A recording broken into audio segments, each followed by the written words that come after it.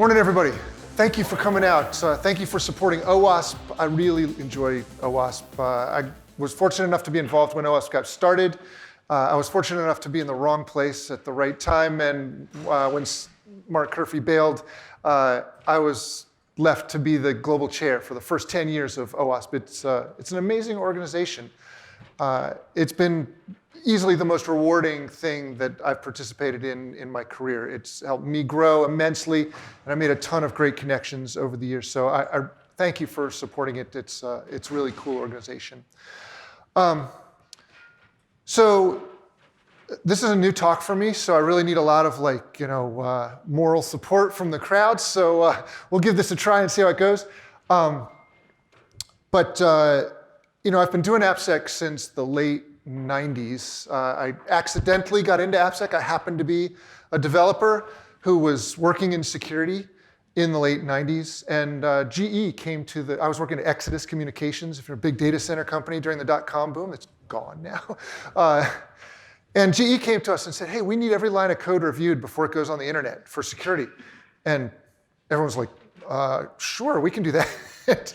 And I got the call to do that. So I built one of the first AppSec teams ever. And we looked at all the code for the internet startups during that time, Hotbot and United Health Group and a whole bunch of other really early internet adopters. And it just spun out. I just got stuck in AppSec. So I'm still here, waiting to get back to be a developer again. So I think this talk is, this is a keynote talk, so I tried to bring it up a level and, share my wisdom over 20 years in this field. I'd really love your feedback on this. So let's get started. So the first thing is, and I know you all know this, what we do here, securing software, is critically important. It's actually number 4 on the World Economic Forum list of stuff that will probably destroy the planet, behind infectious disease and climate, what do they call it? Uncontrolled weather, things like that. It's really important problem. And so almost everything that matters in life is now controlled by software. And as we'll see, we're not very good at writing secure software. So I guess I'd want to challenge you. You guys probably all bank online. You probably use healthcare and government and so on. What do you know about the security of that software? There's a lot of shaking heads I don't know. When you sign up for a bank, do you get to find out who wrote the code, or did they test it for security? Or do they use libraries from 1982? You don't know anything about that software. It's completely blind trust. Blind trust drives me absolutely batshit crazy. It's the dumbest possible thing. You never take risks without some insight. That's for there's extreme mountain bikers that are flying off cliffs and stuff. That's not what we should be doing with stuff that's this critical. So we know that there's a massive disconnect between what people expect from software and what's really there. The gulf is huge, and you can tell because what happens every time there's a breach? People go crazy. They're outraged, right? Congress is outraged, and consumers are outraged. The Wall Street Journal is outraged. Everybody's outraged. How could this happen? We have to fire the CISO. But you and I know, we've been in the trenches, we've seen the software, we know it's all like that. Every application is full of vulnerabilities. I quoted some stats yesterday. It's the average app has 30 serious vulnerabilities in it. It's all SolarWinds out there. It's all Equifax. And this outrage tells you that there's a communication problem. We don't have a shared vision here. So I think the core is that we're not answering the question, the big question. So are we secure? We do all this stuff, I wrote here. We tested all the things with OWASP and NIST and the fuzzing and found some crazy, scary stuff, and it's all in this PDF report, and we used actual tools, lots of tools, and on and on. But at the end, it's and thank God we were here. or it would have been a freaking disaster. But at the end of that, you still don't know shit about whether something's secure or not. And that's the problem. We're not actually answering the question. So, buying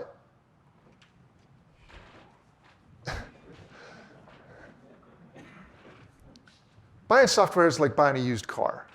You buy a used car, you really don't know what happened in that car before you bought it, right? Could have all kinds of problems. Could have a bent frame, bad engine, piston blew up, whatever. You don't know.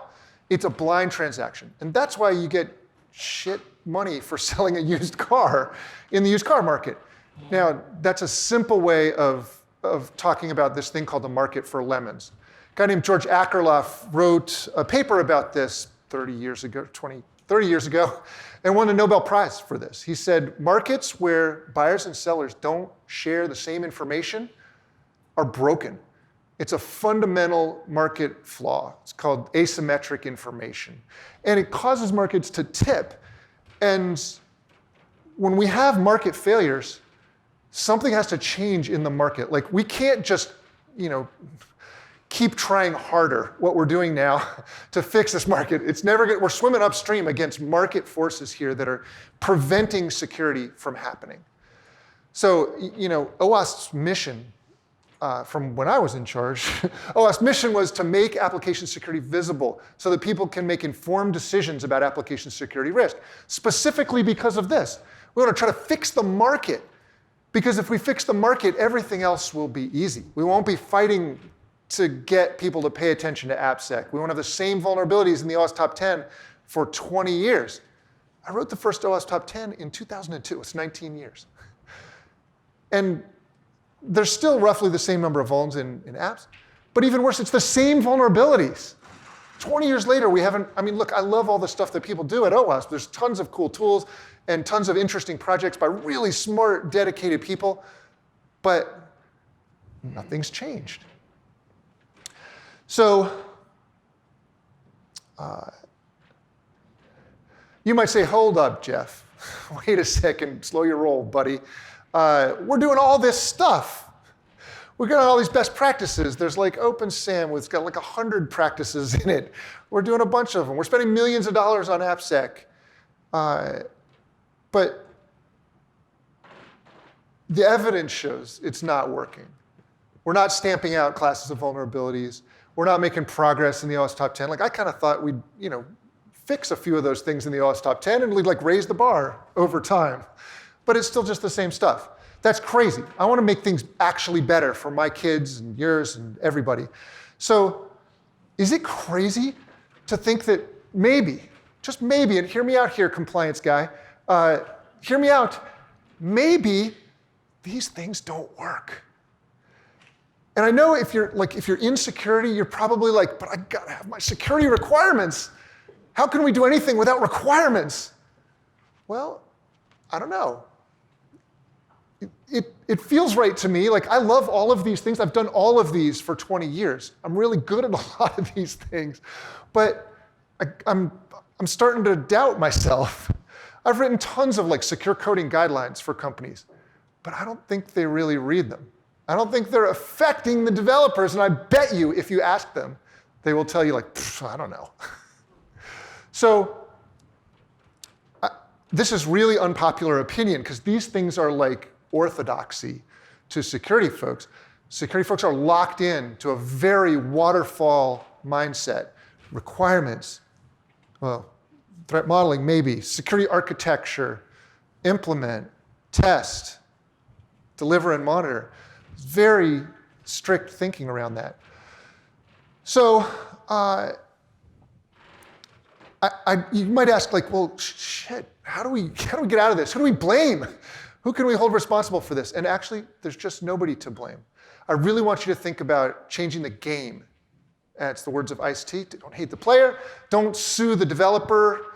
Don't blame the CISO. Blame the game. It's broken right now. So I'm focused on trying to fix the game. I think application security is at a crossroads. On the one side, we can keep trying this waterfall-based, siloed approach, expert-driven approach to AppSec that's slow and expensive and has never worked very well. That is option A. On the other side, we could reimagine the work here. Think about a way of doing application security so it answers the question, and also you can deliver it as part of a normal development process. Let's make it natural. So I'm going to try and explore that idea, and I don't have the solution. I have some ideas about the solution. So work with me, help me flesh this out. I do know that we're so attached to those practices that I had on the last slide that it's going to be really difficult to change the direction of this battleship. And I just had this weird thought. I was like, what if the biggest risk to application security is the fact that we can't give up security requirements and those other practices? What if that's actually the biggest risk? That'd be very ironic that security people are now essentially, their mindset is essentially the biggest risk to us making change. So I want you to, for the next 20 minutes or so, free your mind and let's try this. So I thought that, I really thought that security would reinvent the work of application security the way that DevOps did. DevOps reinvented the work of building software. They said, hey, instead of trying to do these big monolithic things like requirements and architecture and build and test, instead they broke that down into little pieces. And they got those little pieces flowing quickly from development into production. Very high cadence, tight feedback loops, a culture of experimentation and learning. And I was like, holy crap, that's exactly what we need to do in security. We need to break down these big monolithic tasks, all those activities that I showed on that other slide, into little pieces, get them focused, get that work flowing into production in a very measurable way. I was like, hey, this could be it. It's DevSecOps. But unfortunately, that's not really what happened. In fact, actually, DevSecOps has sort of come to mean do the same exact thing, except make developers do it. I actually call that shitting left. Sorry. But we need something. So look, we're looking for something here, this little solution space. We need something that we can build, something concrete that we can build that answers the question, right? Are we secure? And it needs to be something that we can measure and share and improve.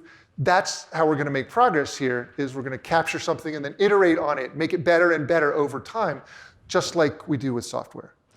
So I'm going to start really small. I'm going to explore this idea, start really small, and then we'll build up. So to me, security is essentially an argument. You ask, are we secure? I have to make my case, right? I've got to provide some arguments that would establish that I'm secure. So how do we capture that argument? Well, here's how I think about it. The first step is like threat modeling, but much more like an iterative little piece. We just want to do one sprint, if you will. Right? We want to capture what's your biggest risk. We don't have to figure out all the risks.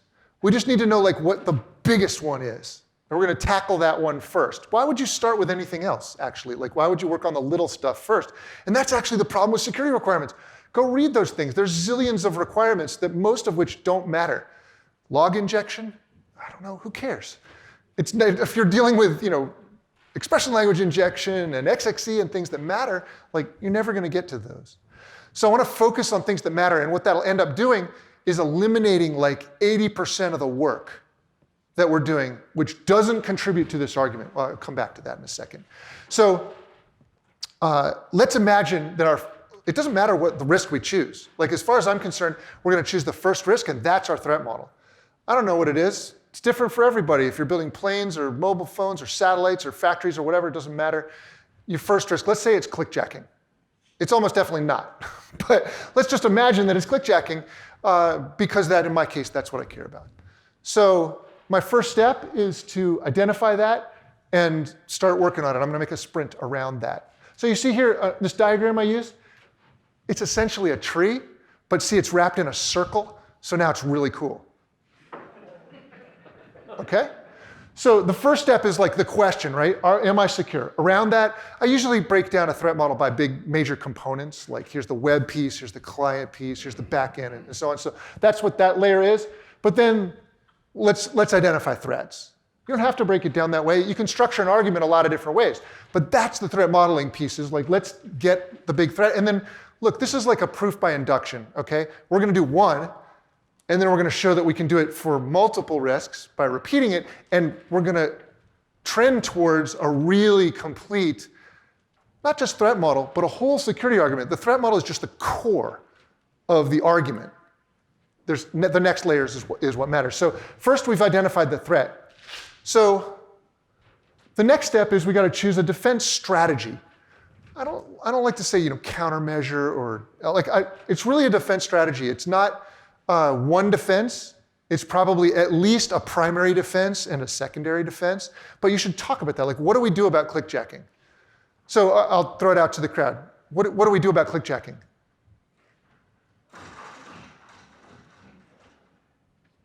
What would a good defense against that be? Great. Don't use what? I'm sorry, I can't hear you. Don't use iframe. Okay, well, the problem is iframe is like the attacker is using the iframe, not you, but you're right, you're on the right track. That would be great. If we could eliminate all use of iframes, we'd probably be in a lot better shape clickjacking-wise.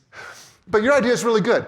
Like, let's set an X-frame options header on every outbound request. You could use CSP or some other things, but nobody uses that, so the ship has sailed. So let's say we want X-frame options, right? Maybe our backup defense is like we could put in some kind of intrusion detector that says, hey, if somebody's accessing pages without going through like the right flow, that might indicate an X-frame options attack. I'm sorry, a clickjacking attack in progress. So we can imagine like sort of different layers of defense.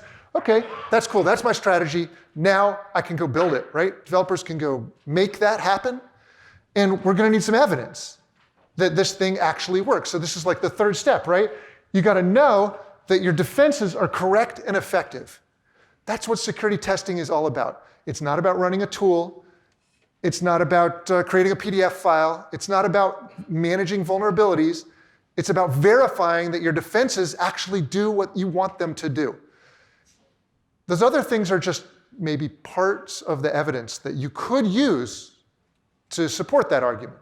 So most security testing doesn't support this. Like, most security testing is wasted effort. I see people testing for SQL injection on apps that don't have a database. I don't know. Probably not a great use of your time, but so much of this is wasted effort. Tools that actually most people don't know what the tool is testing for anyway. If you don't, you should really check out the OWASP benchmark project. It's a cool project that really tries to show what tools are good at and what they're bad at. And frankly, that's what you need in order to say, if you want to use some evidence that says, well, I ran contrast on this, you ought to know what contrast is actually really good at testing. That's how you can tell whether this is a good argument or not. But look, if your tests don't contribute to this, just don't do them. Just stop. It doesn't matter. If you've got requirements that don't help support this argument, don't do them. So at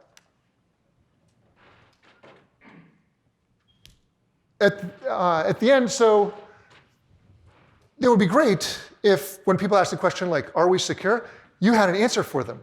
And it could be a more specific version of are you secure, like, are we protected against clickjacking? You should be able to answer that question immediately. And so for clickjacking, you'd say, well, yeah, we identified that threat. Here's our defense strategy. And here's the evidence that shows that we're correct and effective in our defense. So you'd have evidence that shows like, hey, I don't know, for clickjacking, you might watch every outbound request from your system. You could put in a filter. You could use Zap for it. There's a bunch of ways of testing it. You can make sure every single response has an X-frame options header.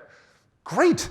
That's the evidence that you need to show this. And then you can very quickly explain, are we secure on any dimension that matters? And then that should answer the mail. Yeah, we're secure. As a CISO, that's what I would love to have. I think as consumers, they would love to have a version of that. So that's the theory. And all this is good theory, but I want to try to make this a little practical. So I have some advice on different aspects of this process that you may find helpful. So the first thing is I want you to reevaluate all those activities that we talked about and imagine how they map into this argument. By the way, this diagram is generated by a tool like Kialo. It's a tool that's designed to help you manage an argument. And you can go on there and you can debate anything you want. I don't know, is wheat bread better than white bread? Like, there's debates on everything. But you can manage the debate, and you can see in each of those boxes, there's like a way of balancing the pro claims and the con claims so that you can see like sort of who's winning the argument. It has a voting system, so you can evaluate those claims and say like, oh yeah, that piece of evidence is really compelling. This other piece, not so much. But I encourage you to manage both positive and negative evidence here. Sometimes you're going to get a test result that says that failed. We don't put the X-frame options header on some request or response. So that's a great piece of evidence that proves that we didn't meet our security argument.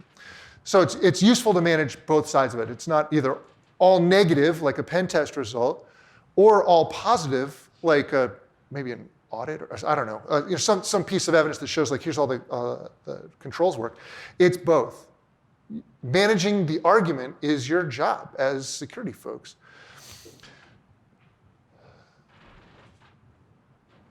So when I think about using this approach in a modern software pipeline, I think, well, hey, that's cool.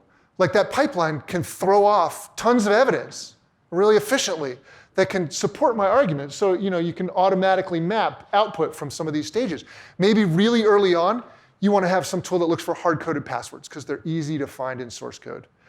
Other things that are harder to find in source code, like data flow problems, maybe you want to do that later. And maybe you want to include some evidence from production that says, hey, you know what? We are never getting hit with any XXE attacks. So that's like a useful piece of information to balance into this when you're prioritizing the arguments that you're dealing with. But it's not about shifting left. I think shifting left is a really simplistic way of thinking about things. Shifting left comes not from security community, by the way, comes from the development community, just shifting QA earlier. Security is a little bit different. In some ways. I think there's a lot of cases when shifting right is the right thing to do. Really what you want to do is shift smart. Shift to the place in the process where the test that you want to do is fast and easy and accurate and compelling. And I underlined accurate because accurate is so important. Every time you do something that's inaccurate, you have to have experts involved. If it's inaccurate, that means there's either false positives or false negatives. And so if it's inaccurate, you have to have experts involved. And that's going to slow down your process. You can't have a human-based process in a pipeline that has to finish in 15 minutes. Like that's a typical SLA for a development pipeline. So our goal today and for the next few years is going to be taking anything that's human involved, human in the critical path, and eliminating it. We have to get it out of this because software is moving way faster than security. We're getting farther behind. Even though OWASP is making progress, we're getting farther behind because software is going faster and faster.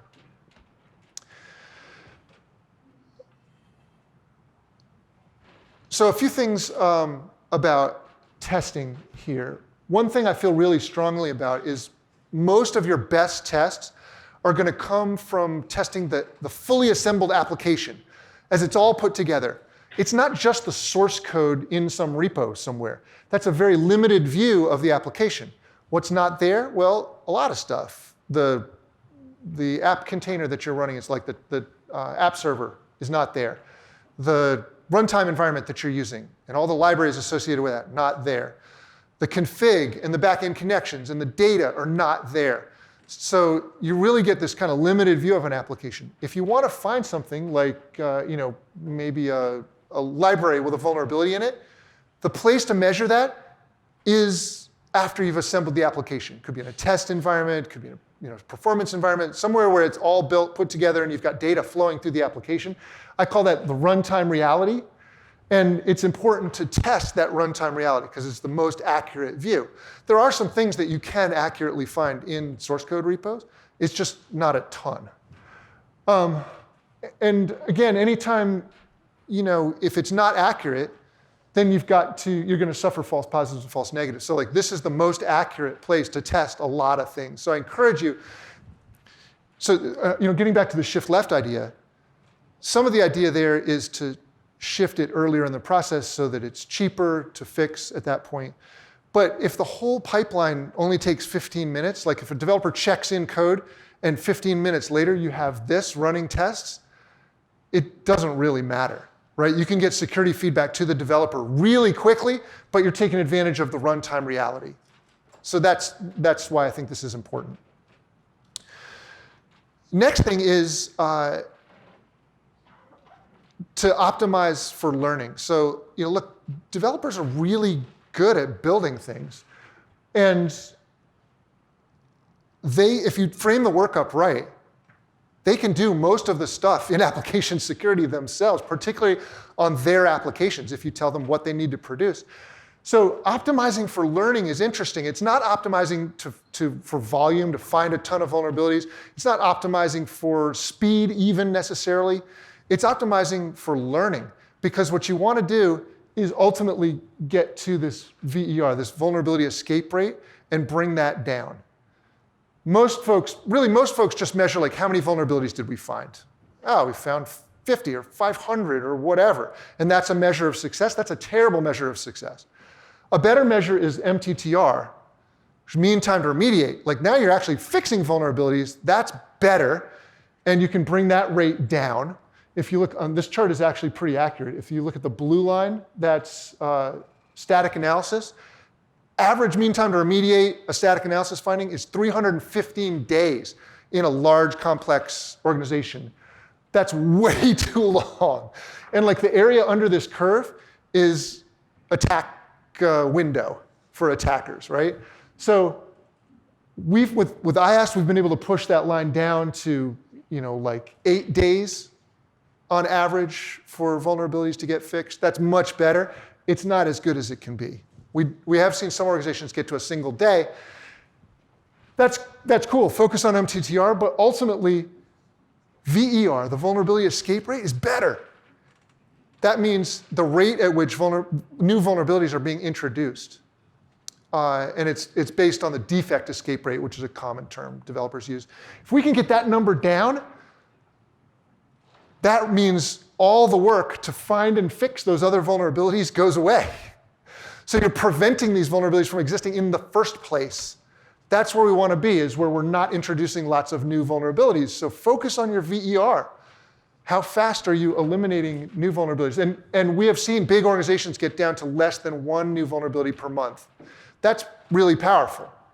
That's a healthy program. That's what I mean by optimize for learning, because that's what reduces the effort associated with AppSec, and frankly, there's not nearly enough AppSec people in the world to do all the work. So we got to reduce the volume.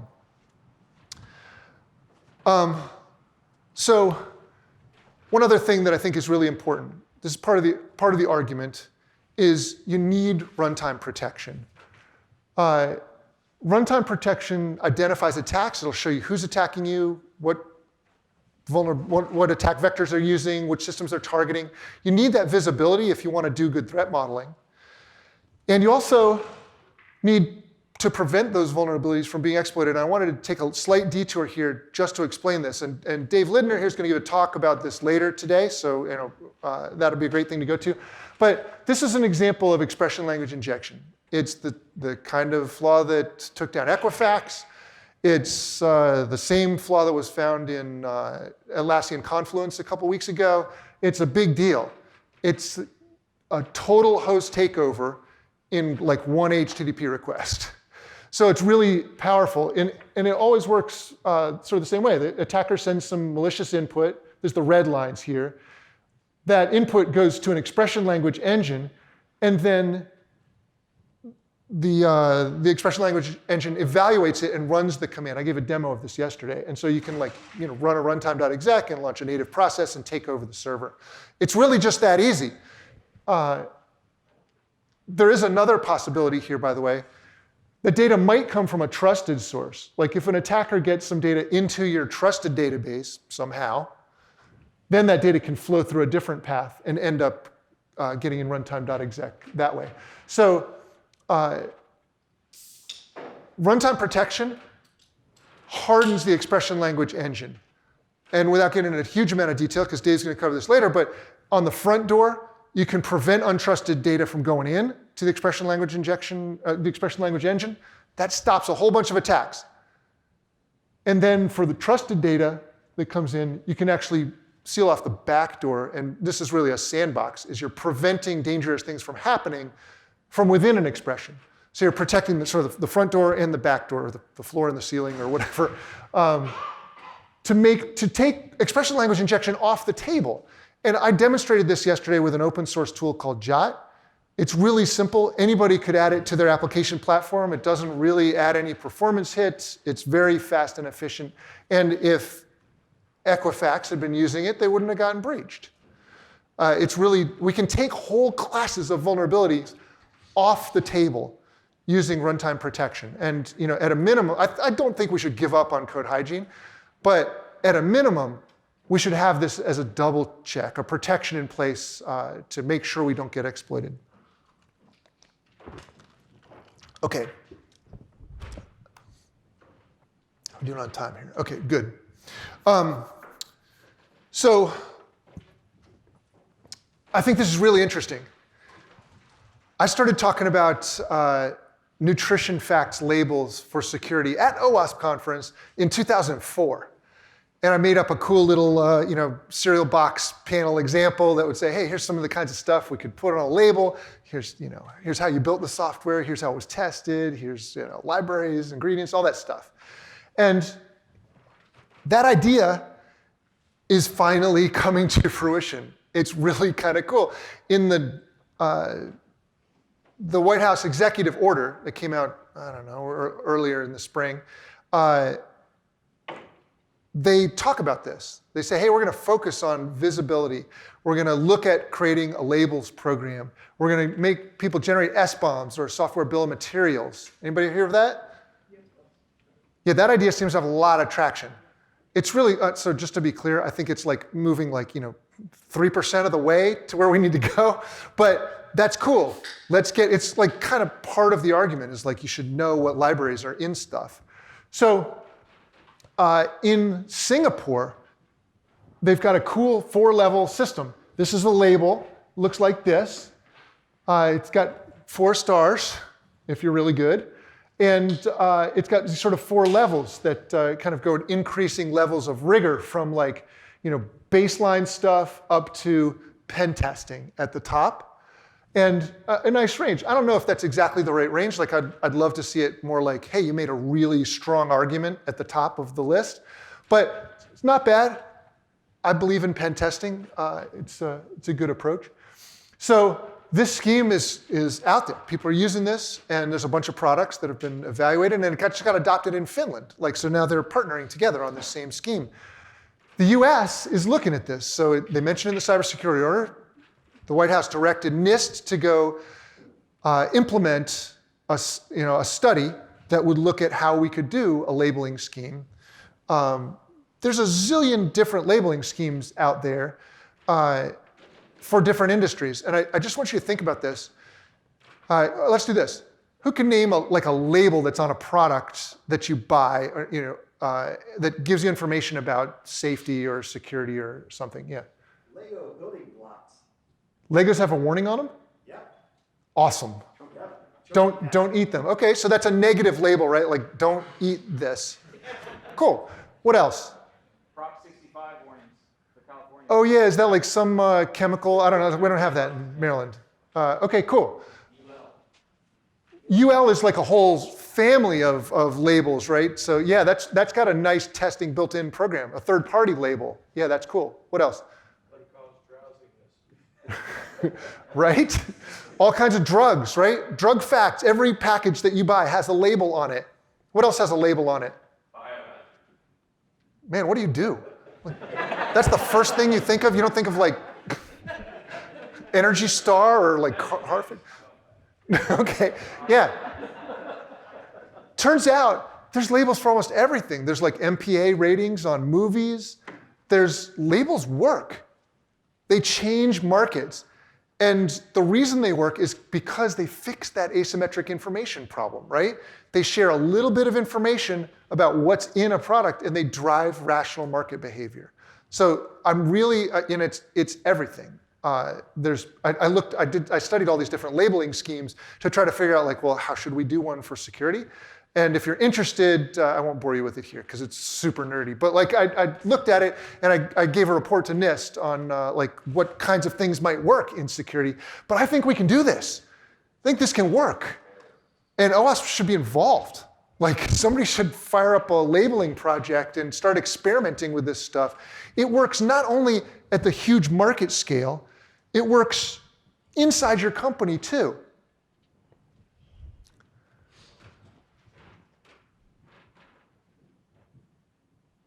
What just happened? Oh, so it gets back to this. It gets back to this idea, I didn't mention this. It gets back to this idea I have of security in sunshine. When we do security in sunshine, then everybody has the same information. We make rational decisions, and then actually, like, this is not a path to perfect security. That's not something that I want. What I want is the right level of security. So there's no disconnects between the people using the product and the people that are producing the product. I'm fine with stuff that's dangerous. As long as you tell me, like, then I'm making my own decisions. Then the market can decide what the right level of security is. So let me wrap up with the right slide. Application security is in its infancy. I've been doing this, it feels like forever, for so long, but it's really just getting started. And I want you to compare this to like the automobile industry. Ralph Nader was jumping up and down in the 1950s, complaining about cars like the Corvair and cars that, Pintos that explode on impact and things like that. Over the next 50, 60 years, the automobile market changed dramatically. Now we've got mandatory seatbelts and crumple zones and LiDAR and all kinds of cool safety stuff that make cars a lot safer than they were then. That same transformation can happen in security. It's really up to you. The people in this room, the people that care enough to come here are the people that can help make this come true. And we can make it happen fast or it can happen much, much more slowly. But there's a lot of things that are going on, particularly related to the executive order, that I think can actually make a difference. But I have a vision of a future where when you use software, you'll understand what the risks are. You'll understand what the reasons are why you should trust it for what you're trying to use it for. And that to me is, if we can get that done, that'll be a massive contribution to humanity. So that's what I'm spending the rest of my days doing. With that, I'll stop.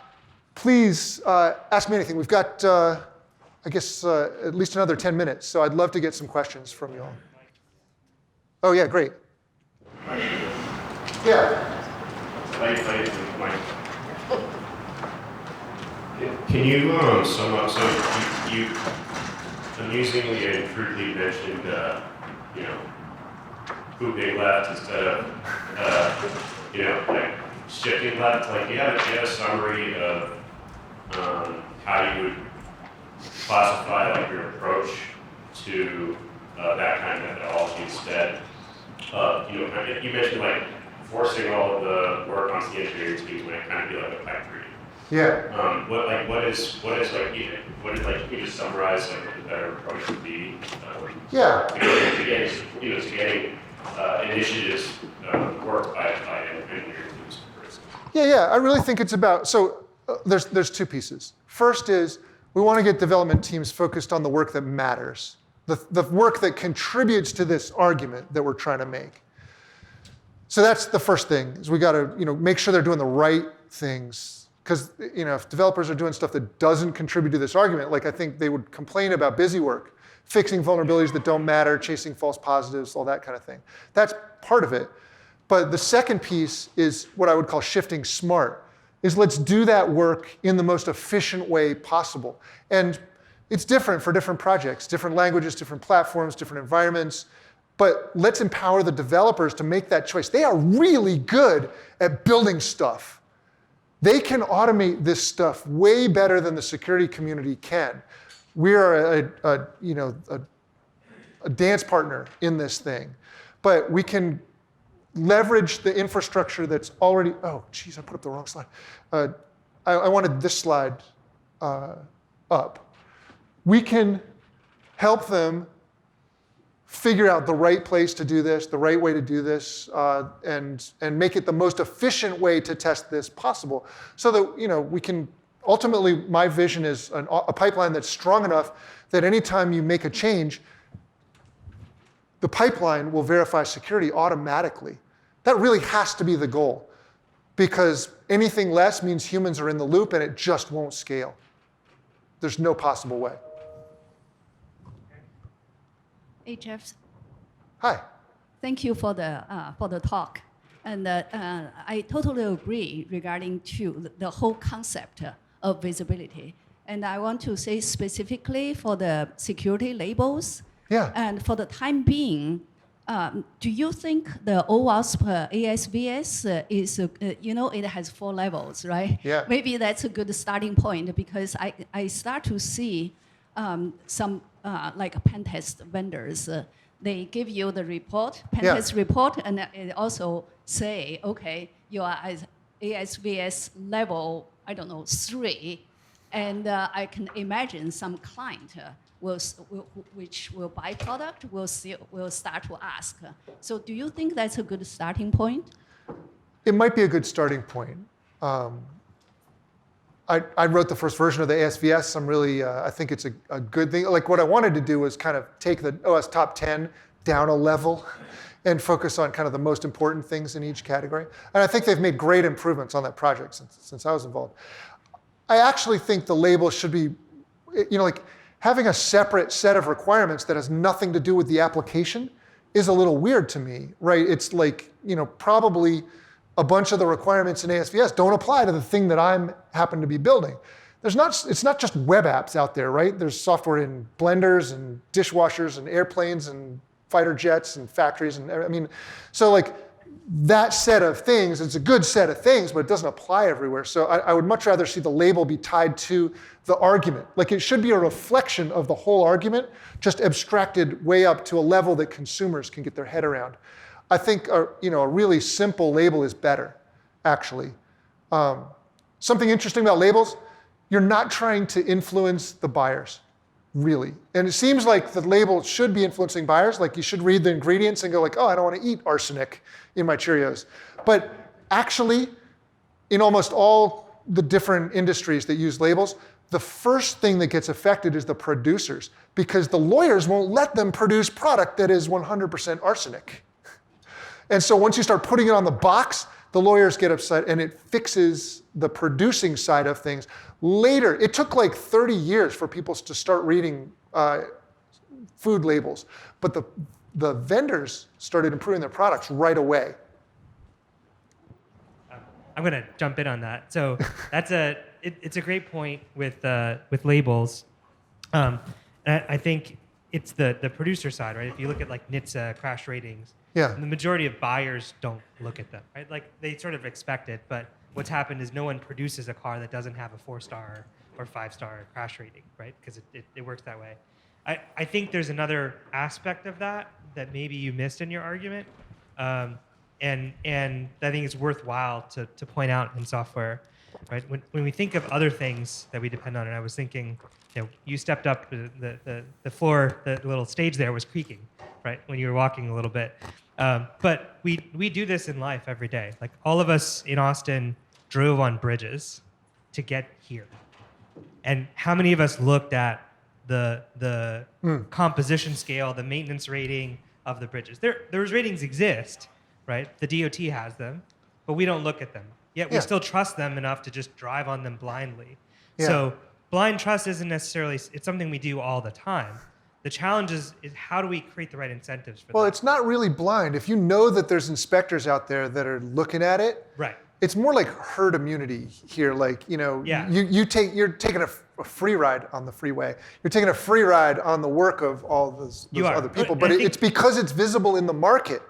You don't have to actually read the label to know that it's not. Right. I dangerous. think there's an extension of that, which is part of that is that infrastructure, right? There's inspectors that check it, but also if you build, whether you're a contractor or someone else, you have a professional engineer, right? That's a licensed professional engineer. If you build a faulty bridge, Yeah. they can lose their license. If you Yeah, build so let me just put a bad pin in that building, because there's you like can lose your there's- license. we could talk about this for 2 Yeah. hours, but like there are a lot of different rating, labeling, certification kinds of schemes. There's self-assessment. There's third parties that do it. There's UL Labs kind of situations. There's the MPAA as like a private organization that doesn't talk very much. Honestly, it doesn't really matter that much, like what the rating system is. I'm happy if they just come out with anything. But I think the first step that we should make as an industry is self-attestation. It's so much easier than trying to establish an infrastructure for inspectors and certifications and standards, all that stuff. Like, let's just self-certify for a while. I think it'll be very effective, even if it's not 100% accurate.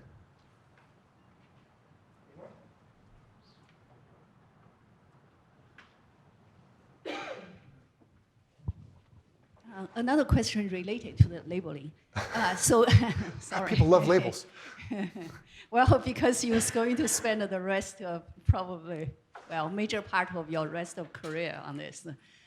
So you're more interested in the labeling for the consumer, ultiple people who use the product, or also include the, we have a complex software supply chain, right? Sure.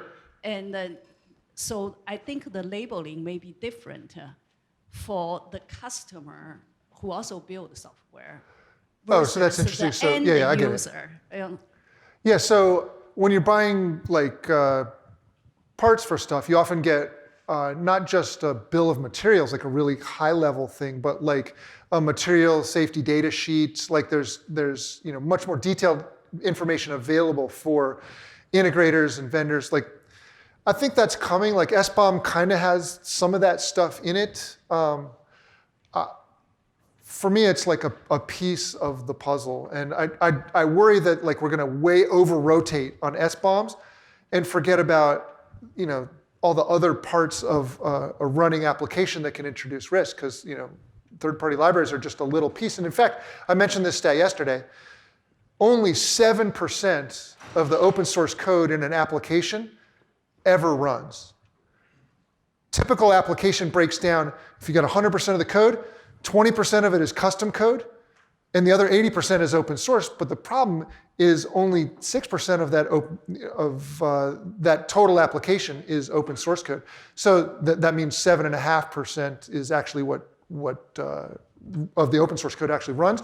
And so that means a lot of the findings out of these tools that look at your source code repo are wrong. They're telling you both libraries that aren't actually in the running thing. That's the the runtime reality piece, and they're telling you, and they're missing libraries that aren't in the runtime reality, like platform libraries and app server libraries, and a lot of times what they report is not exploitable because that code never runs. So I consider those false positives, and I think we need to do some work on SBOMs and accuracy because they're often kind of misleading. Great. Any more questions? Here we go. Romeo. Let me guess, threat modeling. Jeff and I worked together way back in the 90s. So I guess the one question, and I agree with you talking about RASP, you're talking about labeling. I'm good with all those things. I guess my question is, if we're going to add labels and we're going to say that the traditional AppSec things are not adding all the value, what are we going to put on the label then, right? Because you and I both grew up in the assurance building world of Orange Book and Common Criteria and all those things, and we can talk about how terrible they all were, but they did move some products forward in some way in improving security. So what are we going to put on the label if we don't have threat modeling, education, SAST, all of the things that are building blocks for assurance? Yeah. So first of all, I would say that a lot of that work in the Orange Book days actually was wasted. And like the Windows NT C2 certification, actually, Microsoft hired a separate team to go build documentation, never had any influence on the product. They just built a ton of documentation, submitted it, got it certified, and it was a security disaster. But my big point about this is not to completely throw away all the things that we've learned to do and know and love. This rip, mix, and burn is really what I mean, is like, it's this stuff, someone still has to, verify that code works, and, someone has to think about threats, and somebody has to come up with defense strategies, and all those things have to happen, but we need to, that scene in Apollo 11, where they've got like all the scientists in the room, and they come in and they dump all the parts, and they're like, we got to make this this round thing fit in this square hole, or the other way around, whatever. But like, there's this scramble where they, have to reinvent the pieces to do a new job. That's what we have to do here. We've got the pieces. I'm not saying we throw away all these things, but we need to completely refactor how this works. And my idea is to take one little piece of each of these things, slice off a little bit, and combine it into a new activity that we do in every sprint. Okay, so it's not do all the threat modeling, it's identify the next biggest threat. It's easy. You do it in a minute. It's not build a whole security architecture. It's come up with a defense for that new threat. Like, how are we going to stop that? We do that. Doesn't take long. Well, the label is based on the argument that we build over time. Like, I want you to imagine that, we've done this for a year, and we've got a pretty well-developed threat model. We've got great defenses in place. We're testing them continuously, so we know they're correct and effective. And the label is a reflection of the argument. Anything else is just dumb. If you put a label that says, I ran SAST, I don't give a shit. I'm not riding on your roller coaster. It's not good enough. And so like, if you give me a label that says, I did all of that stuff, I don't care. Because it's not connected. The threat model could be completely different from the security defenses and completely different from the tests we do. That's crazy. We need that, we used to call it traceability in the Orange Book days. In the Orange Book, there's, it's much more formal, much more waterfall, but there's like a top-level spec and a detailed spec, and it flows all the way through to tests, and you get a traceability from threat to test. The full argument, that just disappeared. So now we're doing these things like we build a threat model, but we're not writing requirements against the threat model. It's just like a separate thing, fun thing that the security guys went and did. And we're not testing the requirements. We're testing whatever the hell the pen tester wants to test when they walk in the door.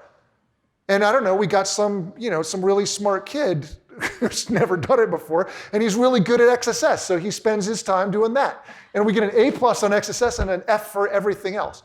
And like, I want to reestablish traceability. That's the point of the argument. Threat modeling is the core of this. Then there's defense strategy. Then there's evidence around the edge. And then the label should reflect that. It should say, hey, you're doing all this stuff right, so you get 4 stars. If you've got a crappy argument, then you should get a D or an F or something. I don't care what the labeling scheme is. It doesn't matter that much. But it's really getting people to think this through and do the process. That's what matters.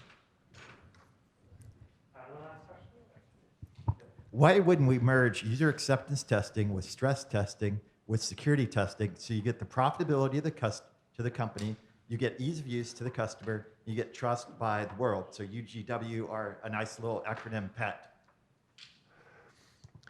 So, I think it probably makes sense, but what I would say is, I don't care how you make cakes. And I use this cake example sometimes because I've worked with hundreds of enterprises on their AppSec programs, and they're all different. Every software company is different. And the cake analogy is like, imagine like, a small mom and pop wedding cake shop. They do stuff with, hand tools, and they make great cakes. That's a perfectly fine business. Then there's a Tasty Cake factory on the other end that's like completely automated, chemicals pouring in vats and like assembly lines and automated tools. That's a completely different thing. I don't want to tell you how to do your cake making. That's not our job.